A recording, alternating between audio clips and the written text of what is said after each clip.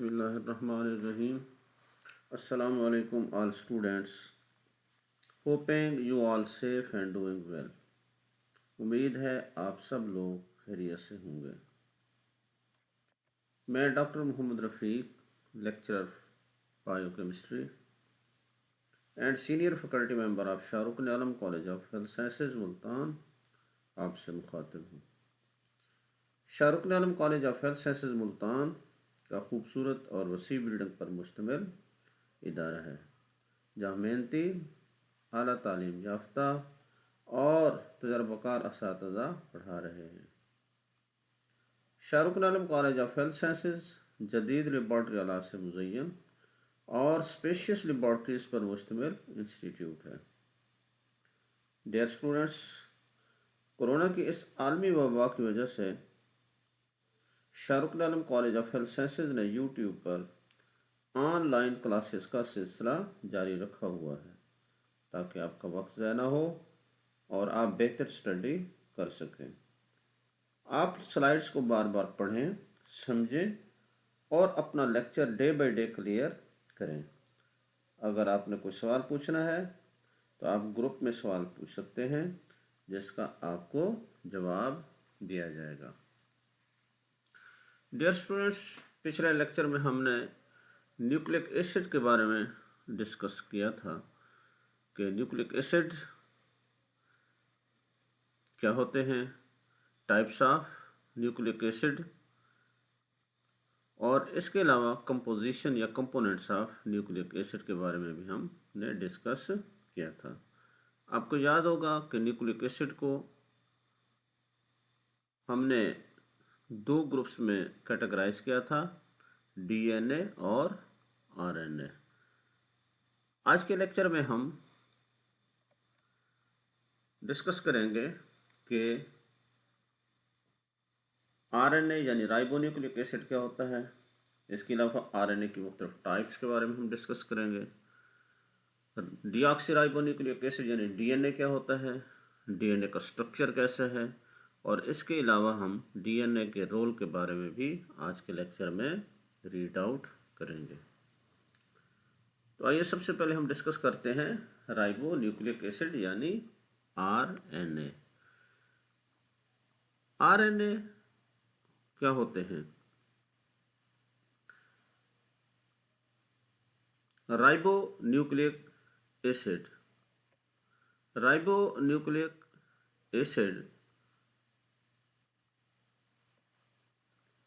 को हम इस तरह डिफाइन करेंगे कि आरएनए इज अ पॉलीन्यूक्लियोटाइड, कि ये एक पॉलीन्यूक्लियोटाइड होता है। It contains a large number of nucleotides in its molecule, और इसका जो मॉलिक्यूल है इसमें काफ़ी तादाद में न्यूक्लियोटाइड्स आपस में जुड़े होते हैं, और इस तरह आरएनए का पॉलीन्यूक्लियोटाइड स्ट्रैंड बनता है। अगर हम आरएनए की कंपोजिशन में देखें तो इसकी कंपोजिशन में नाइट्रोजनियस बेस, इसके अलावा पेंटोज शुगर यानी राइबोज शुगर जो यूजुअली डी राइबोज होती है, और इसके अलावा फास्फोरिक एसिड मौजूद होता है। राइबोन्यूक्लिक एसिड तीन तरह के होते हैं, मैसेंजर आरएनए, ट्रांसफर आरएनए और राइबोसोमल आरएनए। तो इसलिए जो आरएनएज होते हैं, राइबोन्यूक्लिक एसिड्स होते हैं, इनको हम तीन ग्रुप्स में तकसीम करते हैं, मैसेंजर आरएनए, ट्रांसफर आरएनए और राइबोसोमल आरएनए। ट्रांसफर आरएनए का जो परसेंटेज है बॉडी के अंदर वो 10 to 15% है। इसके अलावा जो मैसेंजर आरएनए है उसका 5 to 10%, और इसके अलावा जो राइबोसोमल आरएनए है वो 75 to 80% होता है of the total RNAs in the cell, यानी पूरे सेल में जो आरएनए का जो कंटेंट है, आरएनए की जो मिकदार होती है, आरएनए का जो अमाउंट होता है, उसमें ट्रांसफर आरएनए 10 से 15% होते हैं, मैसेंजर आरएनए 5 से 10% होते हैं, जबकि जो राइबोसोमल आरएनए है तो 75 से 80% होते हैं। अब हर एक का अपना अपना रोल है, मैसेंजर आरएनए का अपना रोल है, ट्रांसफर आरएनए का अपना रोल है, राइबोसोमल आरएनए का अपना रोल होता है। जो मैसेंजर आरएनए है, इसका जो रोल है वो है कि ये encodes the amino acid sequence of one और मोर पॉलीपेप्टाइड्स, यानी ये पॉलीपेप्टाइड्स के बनाने के लिए इंस्ट्रक्शंस कोड जो है वो डीएनए से लाता है कि किस किस्म की प्रोटीन्स बनानी होगी, किस किस्म के अमीनो एसिड्स को आगे जोड़ा जाएगा। तो इस तरह messenger RNA encodes the amino acid sequence, यानी अमीनो एसिड का जो सीक्वेंस बनेगा उसके लिए जो इंफॉर्मेशंस डीएनए से जो है वो इंफॉर्मेशंस लाता है वो मैसेंजर आरएनए होता है। तो मैसेंजर आरएनए का काम इंस्ट्रक्शंस को लाना ताकि एक स्पेसिफिक प्रोटीन्स को आगे सिंथेसाइज किया जा सके।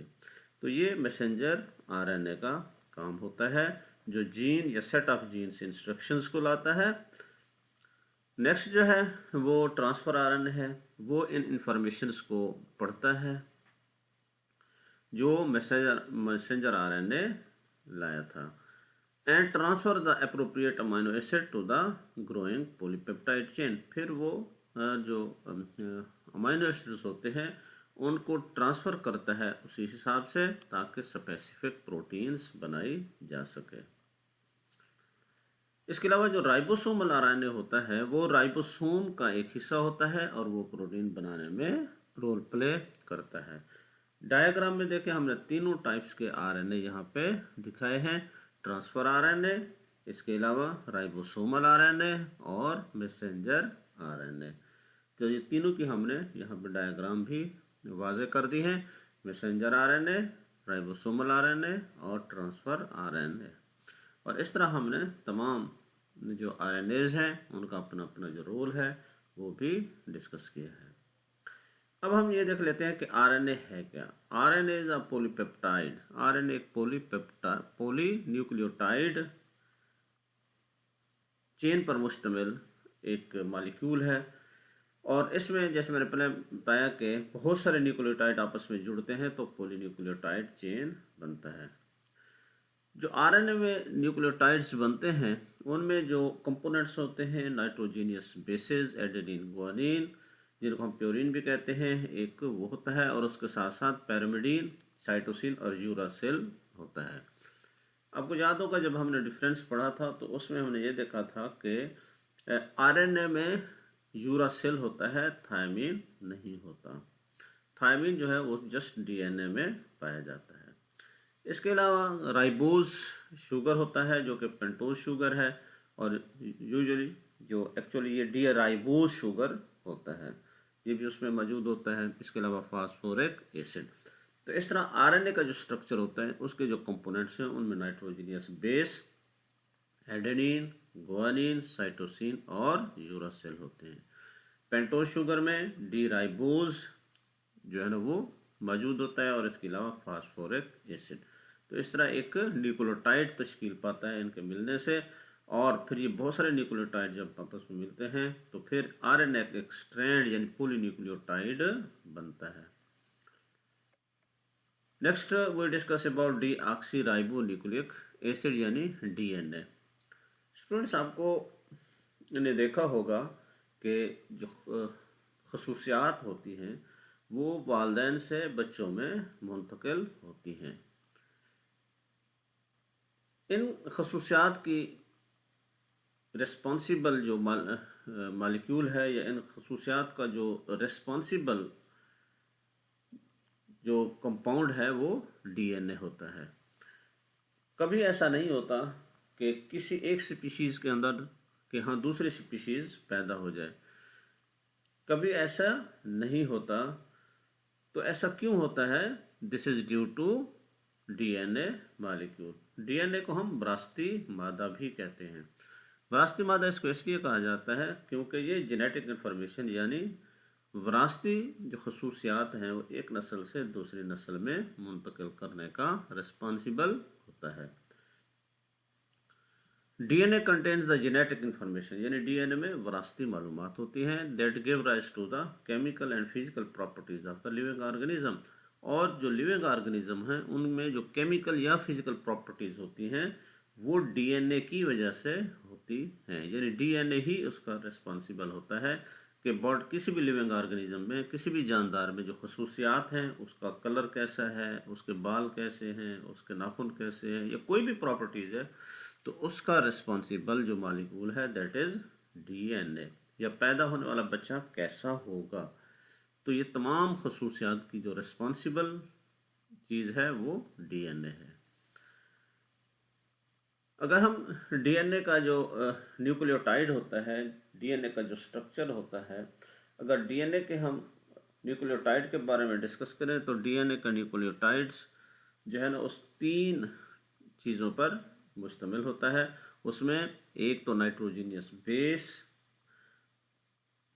एडेनिन, गुआनिन, और इसके अलावा थायामीन, और थायामीन के साथ साथ साइटोसिन। यूरासिल जो है वो डीएनए में नहीं होता। तो इस तरह ये 3 कंपोनेंट आपस में जुड़ते हैं तो डीएनए का न्यूक्लियोटाइड बनता है, और बहुत सारे न्यूक्लियोटाइड आपस में जुड़ते हैं तो डीएनए का पॉलीन्यूक्लियोटाइड तश्कील पाता है। RNA, unlike RNA, DNA is a double stranded molecule. आपको याद होगा कि हमने ये देखा था कि आरएनए सिंगल स्ट्रैंडेड मॉलिक्यूल है, यानी एक पॉलीपेप्टाइड चेन पर मुश्तमिल मॉलिक्यूल है, लेकिन उसके मुकाबले में अगर डीएनए को देखा जाए तो ये डबल स्ट्रैंडेड मॉलिक्यूल होता है, यानी ये 2 स्ट्रैंडेड पर, 2 पॉलीन्यूक्लियोटाइड चेन पर मुश्तमिल मॉलिक्यूल होता है। और ये 2 पॉलीन्यूक्लियोटाइड चेन्स जो हैं ये एक दूसरे के ऊपर लिपटी हुई होती हैं, और ऐसा नजर आता है जैसे कि डबल हीलेक्स, यानी जैसे एक दोहरा पेचदार स्प्रिंग होता है, तो इस तरह ये नजर आता है। और इसमें जो शुगर होता है, जैसे उसमें राइबोज होता है, लेकिन डीएनए में जो पेंटोज शुगर है दैट इज 2-डीऑक्सी राइबोज, यानी इसमें डीऑक्सी राइबोज शुगर होता है। तो इस तरह जो नाइट्रोजीनियस बेसिस होती हैं डीएनए में, उसमें पायरामिडीन में थायमीन मौजूद होता है, जबकि यूरासिल नहीं होता, और इसके साथ साइटोसिन। अब हम डिस्कस कर लेते हैं शेप ऑफ डीएनए मॉलिक्यूल, कि डीएनए का जो मॉलिक्यूल है, मॉलिक्यूल स्ट्रक्चर है, वो कैसे होता है। इस बात को वाज़ेह किया था वाटसन एंड क्रिक ने 1953 में, यानी 1953 में वाटसन और क्रिक ने डीएनए का जो मॉडल है, डीएनए का जो स्ट्रक्चर है, उसके बारे में हाइपोथेसाइज किया था। तो उन्होंने कहा था कि ये जो डीएनए का मॉलिक्यूल होता है वो ऐसे नज़र आता है कि एक सिलेंडर के बाहर कोई जीना जो है वो लिपटा हुआ हो, तो इस तरह का स्ट्रक्चर नज़र आता है, और इसको उन्होंने डबल हीलेक्स का नाम दिया। जो बेसिस होती हैं वो उस हीलेक्स के इनसाइड में होती हैं, जबकि शुगर और जो फास्फेट होते हैं वो उस जीने, उसके जो हीलेक्स है उसके बाहर होती हैं। तो इस तरह वो डबल हीलेक्स की सूरत में हमें नज़र आता है। The helix is in the most of the DNA is of right handed type, यानी ज़्यादातर जो हीलेक्स होता है, जो डीएनए होता है, उनमें जो हीलेक्स होता है वो राइट हैंडेड टाइप होता है, यानी राइज टुवर्ड द राइट, यानी वो ऐसे नज़र आता है जैसे वो दाएं साइड पे जो है वो राइज हो रहा हो। तो इस तरह का वो स्ट्रक्चर हमें नज़र आता है। In DNA there are 2 antiparallel long molecules, जैसे मैंने अभी बताया कि इसमें 2 जो है वो स्ट्रैंडेड होती हैं, और दोनों एक दूसरे के एंटी पैरेलल होती हैं, और इस तरह दोनों चेन्स जो है ना वो एक दूसरे के ऊपर लिपटे हुए होते हैं, और ऐसे लिपटे होते हैं जैसे कि डबल हीलेक्स। अगर स्ट्रक्चर में देखें तो ये बात बड़ी इंपॉर्टेंट है कि इसमें जो प्योरीन्स हैं हमेशा पैरामिडीन से जुड़ते हैं, और इसमें एडेनिन जो है वो थायमीन से जुड़ता है, ये फिक्स बात है, और इसी तरह साइटोसिन हमेशा गुआनिन से जुड़ता है।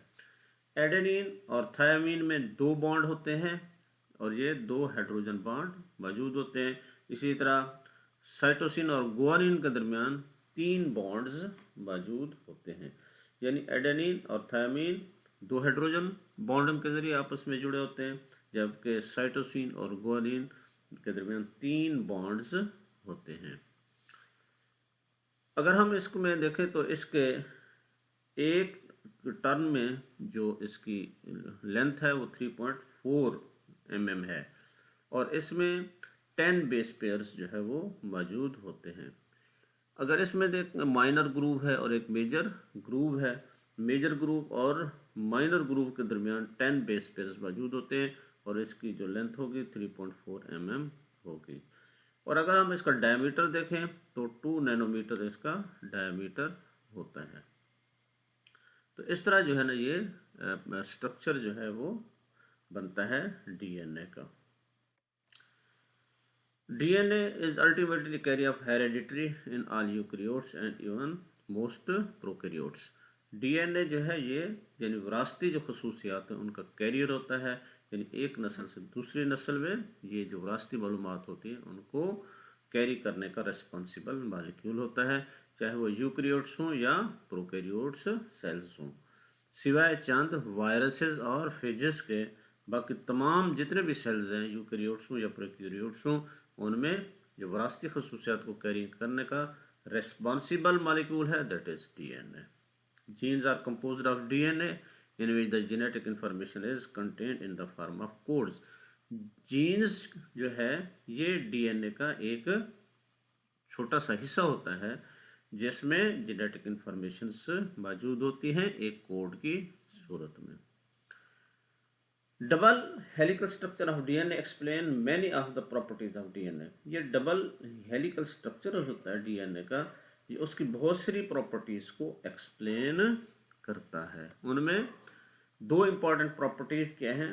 स्टोर जेनेटिक इंफॉर्मेशन, एक तो जेनेटिक इंफॉर्मेशन को स्टोर करना और दूसरा रेप्लिकेशन के रेप्लिकेट होना, यानी डीएनए का एक डीएनए से 2 डीएनए आगे बनते चले जाना रेप्लिकेशन कहलाता है। तो ये 2 प्रॉपर्टीज जो है ना ये डबल हेलिक्स की वजह से मौजूद होती हैं।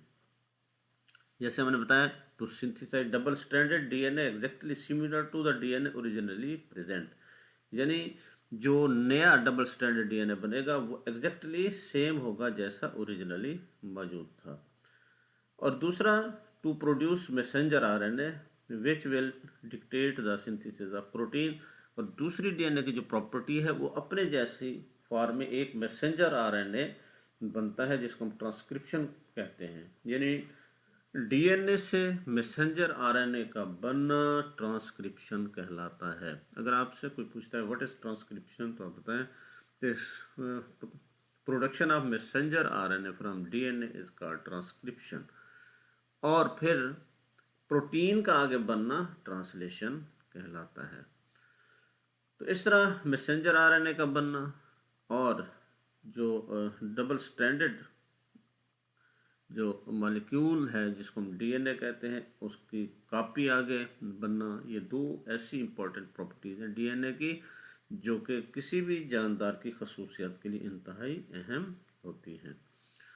तो इस तरह जो है हमने डीएनए और आरएनए के बारे में डिस्कस किया कि 2 टाइप्स के जो हमने न्यूक्लिक एसिड पढ़े थे, आरएनए और डीएनए।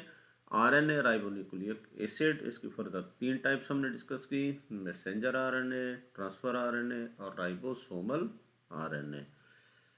और इसके अलावा हमने डीएनए का हेरिडिटरी मटेरियल जो विरासती खसूसियात का हामिल मालिक्यूल है जिसको हम डीऑक्सीराइबोन्यूक्लिक एसिड कहते हैं, जो डबल स्ट्रैंडेड होता है और in the form of double helix होता है, इसके बारे में हमने डिस्कस किया कि ये मालिक्यूल है जो आगे एक नस्ल से दूसरी नस्ल में जो विरासती खसूसियात हैं उनको मुंतकली का रिस्पॉन्सिबल होता है। स्टूडेंट्स ये बात जहन में होनी चाहिए कि जो डीएनए होता है इसका एक तो अमाउंट फिक्स होता है और हर स्पीशीज़ का हर नस्ल का डीएनए अपनी साख्त का होता है। कभी ऐसा नहीं हो सकता कि एक नस्ल के यहाँ कोई दूसरी जो स्पीशीज़ पैदा हो जाए, कभी ऐसा नहीं हो सकता क्योंकि हर स्पीशीज़ का एक अपना ख़ास डीएनए होता है और उसका ख़ास डीएनए का अमाउंट होता है। So student this was about DNA and RNA. अगर आपने कोई क्वेश्चन पूछना है तो आप ग्रुप में क्वेश्चन पूछ सकते हैं, जिसका आपको जवाब दिया जाएगा।